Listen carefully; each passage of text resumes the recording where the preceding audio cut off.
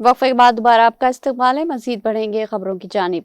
तमिलनाडु के 13वें वज़ीर आला के तौर पर हल्फ लेने के फौरन बाद तमिलनाडु के वज़ीर आला सी जोसेफ विजय ने इतवार को 3 अहम फाइलों पर दस्तखत कर दिए। इनमें हर 2 माह 200 यूनिट तक मुफ्त बिजली, खवातीन की हिफाजत के लिए खुसूसी रैपिड रेस्पॉन्स फोर्स की तश्कील और रियासत भर में निज़दाद मंशियात यूनिट्स का क़याम शामिल है।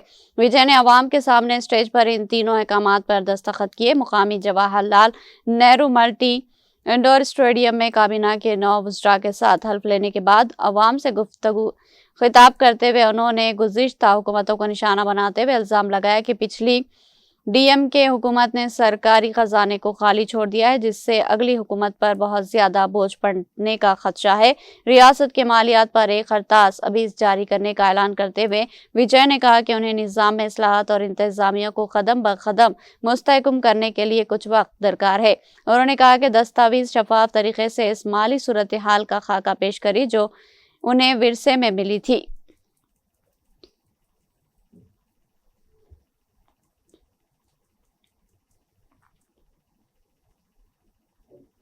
तमिलनाडु की सियासत में एक नया बाब रकम करते हुए नौतश्कील शुदा पार्टी टीवीके के बानी और अदाकार से सियासतदान बनने वाले सी जोसेफ विजय ने इतवार को रियासत के 13वें वज़ीर आला के तौर पर हल्फ उठाया। उन्होंने रियासत में कई दहों से इक़्तिदार पर काबिज जमातें डीएमके और एआईएडीएमके को शिकस्त देकर ये संगमेल अबूर किया। विजय ने इंतखाबात में शानदार कारकर्दगी का मुजाहरा करते हुए इन दोनों जमातों की तकरीबन 60 साला सियासी गलबे का खात्मा कर दिया। इतवार की सुबह तकरीबन 10 बजे जवाहरलाल नेहरू इंडोर स्टेडियम में मुनक़दा एक सादा मगर पुरवक़ार तकरीब में गवर्नर राजेंद्र विश्वनाथ ने विजय और इनकी पहली काबीना के 9 अरकान को ओहदे और राजदारी का हल्फ दिलाया।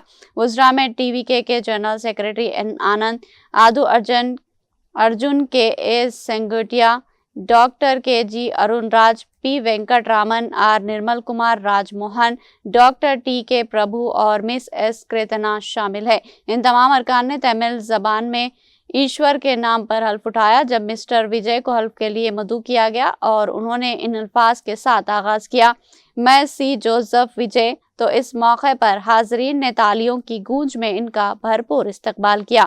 हैरान कुन बात यह थी कि रिवायती तमिल लिबास के बजाय विजय ने स्याह पैंट, सफेद फलस्तीन वाली कमीज और स्याह कोट ज़ेबे तन कर रखा था।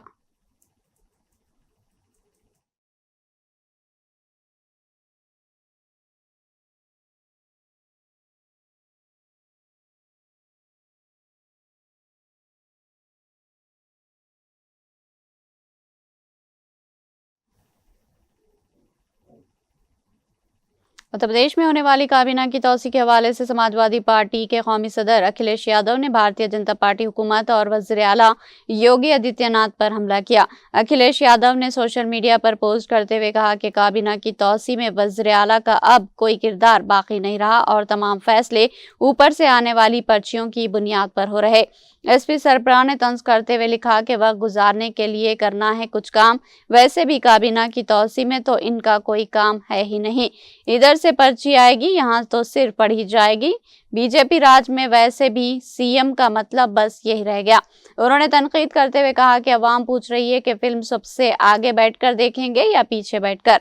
साथ ही उन्होंने ये भी कहा कि फिल्म गौर से देखिएगा, हो सकता है कर्मफल कंसफल का नजरिया समझ में आए और कुछ मुस्बित तब्दीली देखने को मिले। वाज़ेह है कि वज़ीर आला योगी आदित्यनाथ इतवार की शाम अपनी पूरी काबीना के साथ लोक भवन में फिल्म कृष्णावतारम देखेंगे।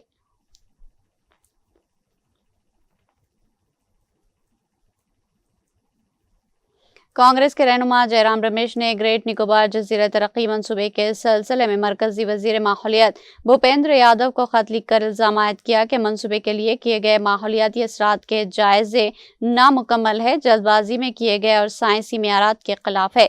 रमेश ने इतवार को कहा कि हुकूमत ने 1 मई 2026 को जारी सवालात के जवाबात में दावा किया था कि मंसूबे के माहौलियाती असरात का जामे मुतअल्ला किया गया, लेकिन दस्तावेज दस्तयाब इस दावे की तायद नहीं करती।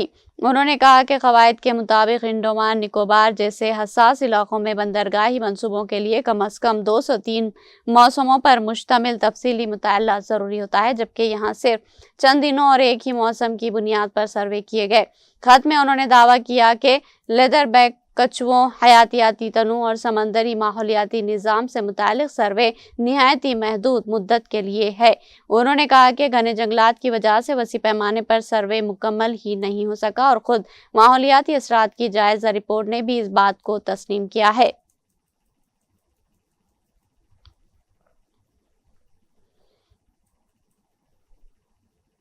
آسام اسمبلی انتخابات میں سب سے بڑی پارٹی کے طور پر ابھری بھارتیہ جنتا پارٹی کے لیڈر ہنمنت بسوا سرما نے اتوار کی دوپہر گورنر لکشمن پرساد آچاریہ کے سامنے ریاست میں حکومت بنانے کا دعویٰ پیش کیا۔ سرما نے سوشل میڈیا پوسٹ کے ذریعے اطلاع دی۔ انہوں نے لکھا کہ آسام کی عوام کی دعاؤں اور اعتماد کے ساتھ آج میں نے راج بھون میں معزز گورنر لکشمن پرساد آچاریہ جی کو حکومت سازی کی تجویز پیش کی۔ عام لوگوں کی امیدوں اور امنگوں کو پورا کرنے اور ترقی، اچھی حکمرانی اور ایک خوشحال آسام کی جانب اپنے سفر کو مزید متحرک بنانے کے لیے ہم ایک بار پھر پرعزم ہیں۔ اس سے قبل مشاہدے کے طور پر یہاں بھیجے گئے مرکزی وزیر جے پی نڈا اور ہریانہ کے وزیر اعلیٰ نائب سنگھ سینی کی موجودگی میں سرما کو قانون ساز پارٹی کا لیڈر منتخب کیا گیا۔ واضح ہے کہ حال ہی میں مکمل ہوئے 126 رکنی اسمبلی انتخابات میں بی جے پی کی قیادت والے این ڈی اے نے شاندار جیت حاصل کی ہے۔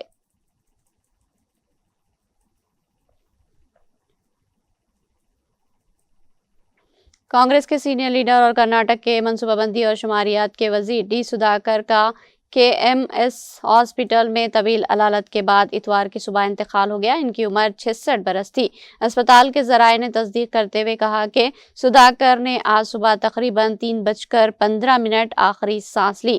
ایک سنگین سرجری کے بعد پیدا ہوئی پیچیدگیوں کی وجہ سے انہیں منی پال اسپتال سے لائف سپورٹ سسٹم پر منتقل کیا گیا تھا اور کئی ہفتوں سے ان کا انتہائی نگہداشت میں علاج چل رہا تھا۔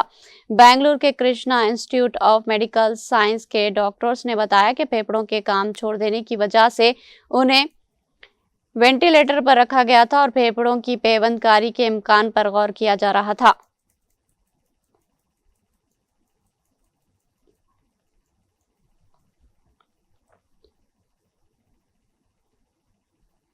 مغربی کنارے میں غیر قانونی اسرائیلی آباد کاریوں کے حملے اور فوج کے چھاپوں میں متعدد فلسطینی زخمی ہو گئے۔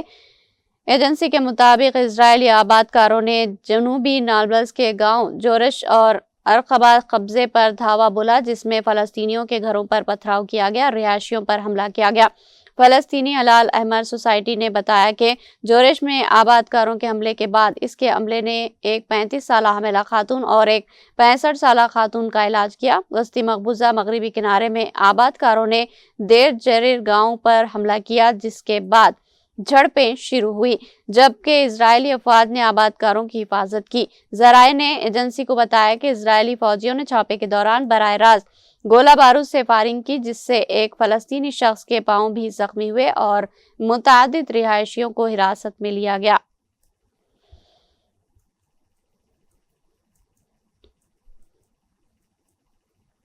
روسی صدر ولادیمیر پوتن نے کہا کہ انہیں لگتا ہے کہ یوکرین کے ساتھ روس کا تنازع ختم ہونے والا ہے۔ انہوں نے دوسری عالمی جنگ میں یونین کی جیت کی مناسبت سے ماسکو میں منعقدہ ایک محدود فوجی پریڈ کے بعد صحافیوں سے خطاب کرتے ہوئے یہ بات کہی۔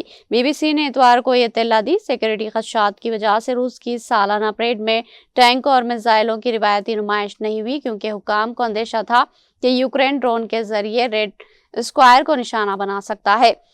امریکی صدر ڈونلڈ ٹرمپ کی ثالثی سے ماسکو اور کیف کے درمیان آخری لمحات میں ہوئی جنگ بندی نے کسی بھی حملے کے خطرے کو کم کر دیا اور پریڈ بغیر کسی رکاوٹ کے مکمل ہوئی۔ پوتن کے یہ تبصرے ان کی یوم فتح کی تقریر کے چند گھنٹے بعد سامنے آئے، جس میں انہوں نے جنگ کو جائز قرار دیا تھا۔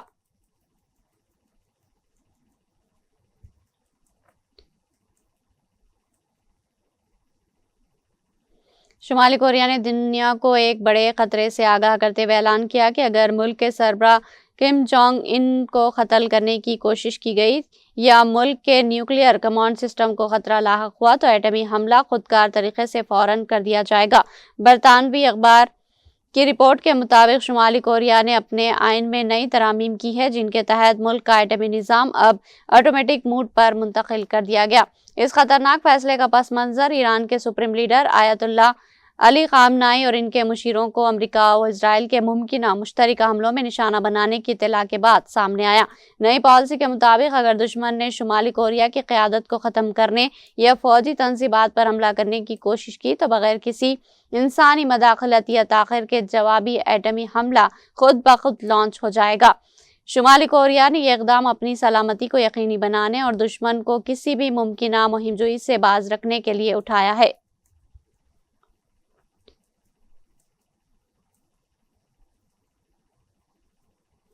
امریکی وزیر خارجہ مارکو روبیو اور امریکی نمائندہ سٹو وکٹوف نے میامی میں قطر کے وزیر اعظم شیخ محمد بن عبد الرحمن الثانی سے اہم ملاقات کی جس میں ایران کے ساتھ ممکنہ معاہدے اور خطے میں کشیدگی کم کرنے کی کوششوں پر تبادلہ خیال کیا گیا۔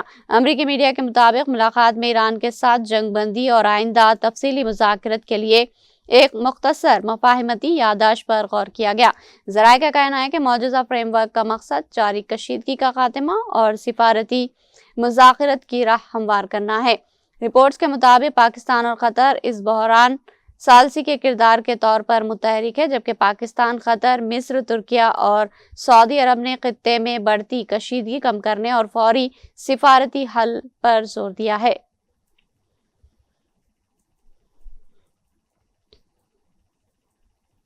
لبنان کی وزارت صحت کے مطابق اسرائیل کی جانب سے کیے گئے شدید حملوں میں کم از کم 39 افراد جاں بحق ہو گئے۔ یہ اطلاع BBC نے اتوار کو دی۔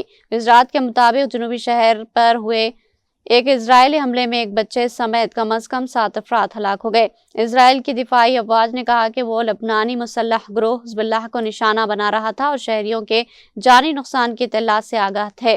ڈونالڈ ٹرمپ کی جانب سے 16 اپریل کو اسرائیل اور لبنان کے درمیان جنگ بندی کے اعلان کے باوجود اسرائیلی فوج اور حزب اللہ کے درمیان جھڑپیں جاری ہے۔ اسرائیل کے بیشتر فضائی حملے جنوبی لبنان میں ہوئے ہیں جہاں IDF کے مطابق ایران کی حمایت یافتہ حزب اللہ سے متعلق تنصیبات اور افراد کو نشانہ بنایا جا رہا۔ لبنان کی سرکاری خبری ایجنسی نے ہفتے کو سکسیہ سمیت جنوبی علاقے میں اسرائیلی حملوں کی اطلاع دی ہے۔ وزارت صحت کے مطابق اس حملے میں ابتدائی طور پر 7 افراد ہلاک اور 15 زخمی ہوئے جن میں 3 بچے شامل ہیں۔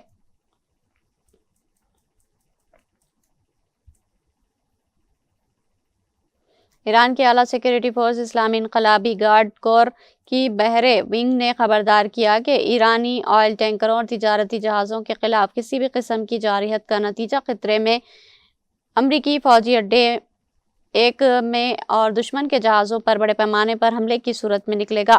یہ تبصرہ ہفتے کو social media platform X پر ایک پوسٹ میں کیے گئے جو جمعرات اور جمعہ کو ابنائے حرمس اور اس کے ارد گرد ایران اور امریکہ کے درمیان کی جھڑپیں کے بعد سامنے آیا ہے۔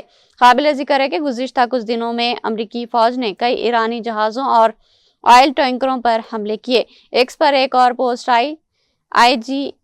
IRGC کے ایرو اسپیس ڈویژن نے کہا کہ اس کے میزائلوں اور ڈرونز نے خطے میں امریکی اڈوں اور جارج دشمن کے جہازوں کو نشانہ بنایا۔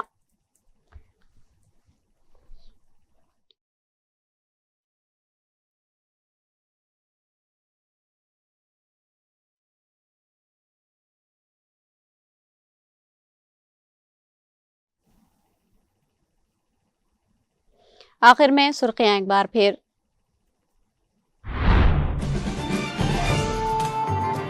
وزیراعظم نریندر مودی نے تلنگانہ میں 9,377 کروڑ روپے سے زائد کے ترقیاتی منصوبوں کا افتتاح اور سنگ بنیاد رکھا۔ کہا آج شروع کیے گئے منصوبے حیدرآباد اور تلنگانہ کو بڑے صنعتی و مینوفیکچرنگ مراکز میں تبدیل کرنے میں مددگار ہوں گے ثابت۔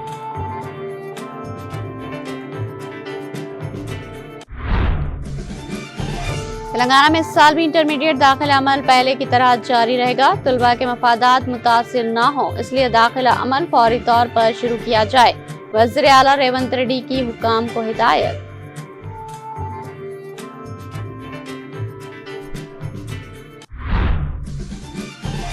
چھتیس گھنٹے گزرنے کے باوجود بنڈی سنجے کے بیٹے پر کارروائی نہ کرنے پر سابق وزیر ہریش راؤ نے کیا برہمی کا اظہار۔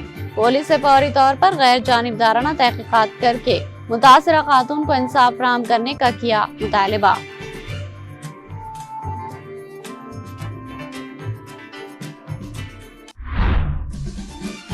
رکما پور ریلوے اسٹیشن علاقے میں روپش نیکسلائٹس گرفتار، تانڈور پولیس کی مدد سے مہاراشٹر پولیس کی خفیہ کارروائی۔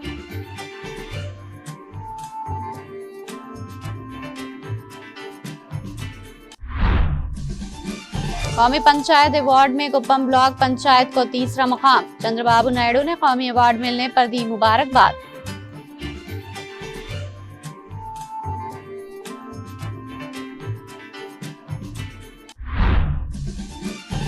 تمل ناڈو کے 13ویں وزیر اعلیٰ کے طور پر وجے نے لیا حلف، اقتدار سنبھالتے ہی مفت بجلی، خواتین کی حفاظت اور منشیات کے استعمال سے متعلق فائلوں پر کیے دستخط۔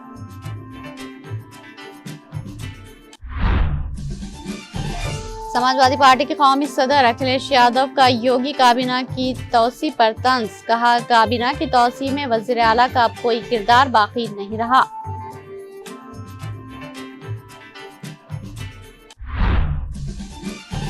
کانگریس قائد جے رام رمیش نے وزیر ماحولیات کو لکھا خط، گریٹ نکوبار پروجیکٹ پر کیا اظہار تشویش۔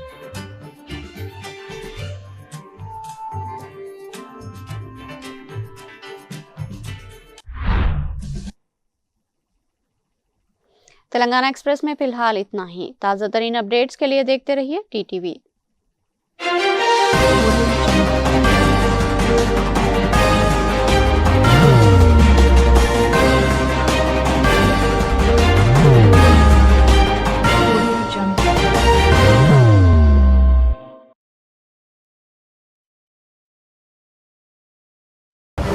زندگی میں کتنا بھی ہو مشکلوں کا اندھیرا، راسک سٹون سے چمکے گا قسمت کا ستارہ، سیدھے کھانوں سے نکال کر تراشا گیا اور ڈاکٹر روشن اور ڈاکٹر ایم رضا کے گیان سے سنوارا گیا۔ علمی جواہرات ایک بیش قیمتی علم ہے، یہ زندگی کے ہر موڑ پر ہمیں آگاہی دیتا ہے۔ ہماری ناکامیابی، کاروبار میں پریشانی، شادی شدہ زندگی میں تناؤ، اولاد کی پریشانی، پیار کے مسائل، لو میرج، پیسوں کی تنگی، پڑھائی میں اسفلتا، صحت میں خرابی، کیا یہی ہے زندگی؟ کیسے ملے گی ہمیں ان سب سے راحت؟ ان سب مشکلوں سے نجات پانے کے لیے جیمولوجسٹ ڈاکٹر روشن اور ڈاکٹر ایم رضا سے ایک ملاقات بدل سکتی ہے زندگی اور تقدیر دونوں۔ Bangalore, Hyderabad, Visakhapatnam, Vijayawada, Dubai, Delhi, Mumbai. One visit can change your life.